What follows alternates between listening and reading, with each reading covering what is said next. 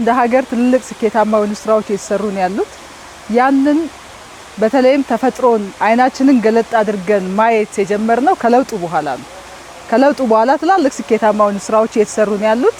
እንግዲህ እኛም እንደ ክፍለ ከተማ ያሉን ሀብቶች ምንድናቸው የሚለውን በአዲስ አበባ ከተማ አስተዳደርም ታቅዶ ምን ማድረግ አለብን የሚለውን ነገር ታሳቢ አድርገን ይሄ የምናየው ቦታ ቆሻሻ የነበረ ሸራ የነበረ አዲስ አበባን እንደ ስሟ ውብ ጽዱ ለማድረግ ቦሌን ክፍለ ከተማ ውብ ጽዱ ለነዋሪዎቿ ተስማሚ ክፍለ ከተማ ለማድረግ በአጠቃላይ ትላልቅ ስራዎች እየተሰሩ ነው ያሉት።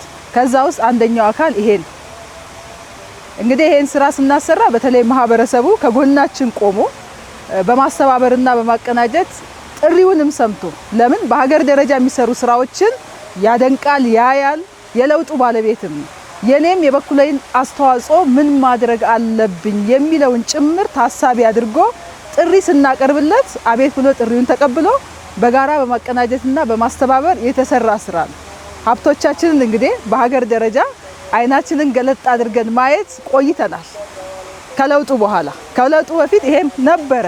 ዛሬ ግን ከለውጡ በኋላ ሀብቶቻችንን አይተን እንዴት እየሰራን እንደሆነ ይሄ ለትውልድ ሰው ላይ ነው ፓርቲያችን መንግስታችን እየሰራ ያለ የሚለውን ነገር ተጨባጭ መሬት ላይ እየታየ መሆኑን ማሳያ ነው። እንግዲህ ብዙ ክፍለ ከተማዎች በዚህ ስራ በተለያዩ ስራዎችም መተው ተሞክሮ እየወሰዱ ነው ያሉት። ለጋራ አላማ ነው። ሁላችንም ስንተባበር ያሉንም ሀብቶቻችንን አቀናይተን አይናችንን ከፍተን ከሰራን መስራት እንደምንቻል ማሳያ ነው። በጀት አይገድብም። ሰፊ ህዝብ አለን። የህዝብ ማድረግ ነው። የህዝብ አድርገነው ከሰራን ምንም የትኛውንም ነገር ውጤታማ ስራ መስራት እንደሚቻል እንግዲህ በሀገር ደረጃ በከተማችን ደረጃ በየደረጃው እየተሰራ ያለ የተናበበ የተቀናጀ የለውጡ ፍሬ መሬት እየወረደ እንደሆነ ማሳያ ነው። እንግዲህ አጠቃላይ ከካርጎ እስከ አቃቂም ጭምር የሚሸፍን ነው። ወደ 120 የሚሆን ማህበር አደራጅተን ስራ ፈላጊዎችን ወደ ስራ አስገብተናል። ይሄ እዚህ አካባቢ የሚታየው በጣም የስጋት ቦታ የነበረ ቆሻሻ የነበረ ሰው ተገሎ የሚጣልበት ሰው የሚደፈርበት ቦታ የነበረ ቦታ ነው። ለዚህ መሀል አካፋዩም ጭምር ሸራ ሰፈር ተብሎ ነው የሚጠራው። ዛሬ ግን ታሪኩ ተቀይሯል። ይሄ ትልቁ የለውጡ ትሩፋት ነው።